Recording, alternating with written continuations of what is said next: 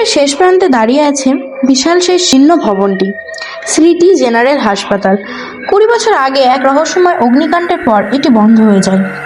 স্থানীয়দের মতে আগুনের চেয়েও ভয়ঙ্কর কিছু ওই হাসপাতালের করিডোরে ঘুরে বেড়ায়।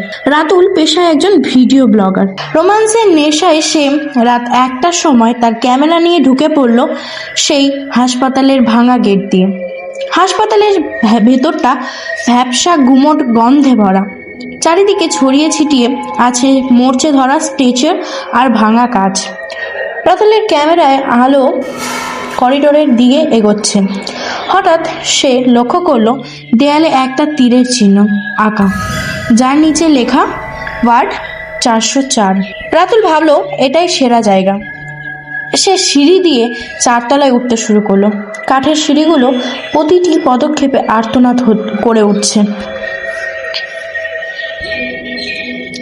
রাতুল যখন 404 নম্বর ওয়ার্ডের সামনে পৌঁছালো, তখন তার থার্মোমিটারের তাপমাত্রা হঠাৎ করে 3 ডিগ্রিতে নেমে গেল। অথচ বাইরে ছিল গরম রাত। সে ওয়ার্ডের দরজা ঠেলে ভেতরে ঢুকলো। সারি সারি লোহার বেড, সেগুলোর ওপর সাদা চাদরগুলো ধুলোয় ধূসর হয়ে আছে। হঠাৎ একটি বেডের ওপর থেকে চাদরটা ধীরে ধীরে নিচে পড়ে গেল। মনে হলো যেন কেউ শুয়েছিল এবং এইমাত্র উঠে দাঁড়ালো। রাতুল থমকে দাঁড়ালো। সে নিজের ক্যামেরা স্ক্রিনে দেখলো বেডের পাশে একটা ঝাপসা অবয়ব দাঁড়িয়ে আছে, কিন্তু খালি চোখে সেখানে কেউ নেই।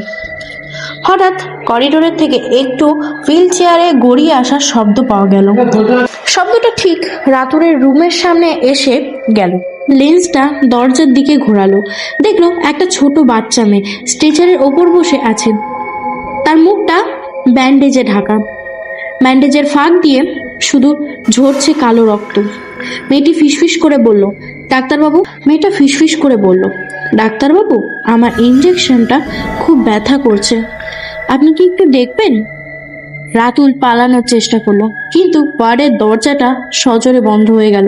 সে দেখলো চারিদিকের বেডগুলো থেকে একে একে ছায়াগুলো উঠে দাঁড়াচ্ছে। তাদের কারো হাত নেই, কারো মাথার খুলির অর্ধেক পোড়া।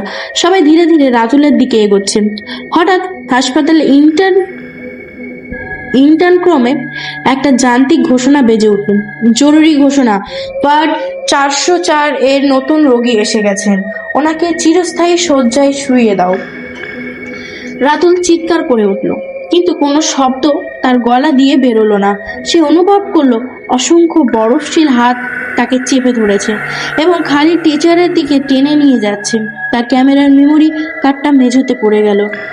শেষ দৃশ্যে দেখা গেল একটা টিচার নিজে থেকে শূন্যে ভাসছে, আর কেউ একজন অদৃশ্যভাবে তাতে ছটফট করছে। হাসপাতাল চত্বরে রাতুলের ক্যামেরাটা খুঁজে পায়, কিন্তু পুরো হাসপাতালে রাতুলের কোনো চিহ্ন পাওয়া যায়নি। কিন্তু ওয়ার্ড 404 এর দেওয়ালে নতুন একটি নাম রক্ত দিয়ে লেখা, রাতুল, বেড নম্বর 13।